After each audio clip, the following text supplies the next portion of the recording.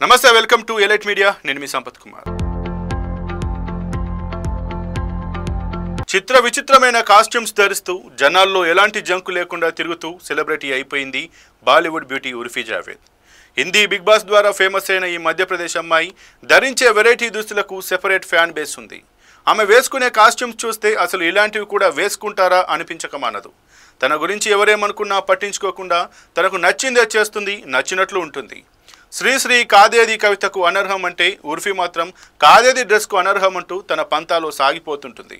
అందుకే ఆమెపై సోషల్ మీడియాలో ట్రోలింగ్ గట్టిగా జరుగుతుంటుంది. అలాంటి దుస్తులు ఎవరైనా వేసుకుంటారా? ఫేమస్ అవ్వడం కోసం దేనికైనా దిగజారుతావా? నీకు సిగ్గు అనేదే ఉండదా అంటూ నెటిజన్లు ఆమెను తెగ ట్రోల్ చేస్తుంటారు. తన అందాలతో రెచ్చిపోతూ కుర్రకారును అలరించే ఉర్ఫీ తాజాగా గుర్తుపట్టలేనంతగా మారిపోయింది. తన లిప్ ఫిల్లర్ రిమూవల్ సమయంలో తీసిన వీడియోను షేర్ చేయగా అందులో అందవిహీనంగా కనిపిస్తోంది. మొహమంతా ఉబ్బిపోయి గుర్తుపట్టలేని విధంగా మారిపోయింది. ఉర్ఫీ జావేద్ 9 ఏళ్ల క్రితం లిప్ ఫిల్లర్స్ని ట్రై చేసింది. అది బెడ్స్ కొట్టడంతో పెదాలు దారుణంగా మారిపోయాయి. తాజాగా వాటిని మరో డాక్టర్ సాయంతో తీసివేయించుకుంది. ఇందుకు సంబంధించిన వీడియోను ఉర్ఫీ ఇన్స్టాగ్రామ్లో షేర్ చేస్తూ ఇది ఫిల్టర్ కాదు అంటూ క్యాప్షన్ ఇవ్వగా తెగ వైరల్ అయ్యింది. అందులో కనిపించిన ఉర్ఫీ పూర్తిగా మారిపోయిన రూపంలో కనిపించింది. ఆమెను చూసిన వాళ్ళు గుర్తుపట్టలేకపోయారు.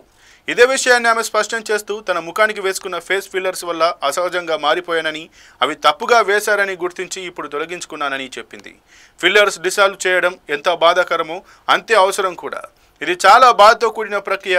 అయినా సరే మళ్ళీ సహజంగా ఉండేలా వేయించుకుంటా. నేను ఫిల్లర్స్కి వ్యతిరేకం అనుకోకండి, కానీ మంచి డాక్టర్ దగ్గర వేయించుకోవడం ముఖ్యం. మోసపూరిత క్లినిక్లో వేయించుకోవడం వల్లే నాకు ఇలాంటి పరిస్థితి ఎదురైంది.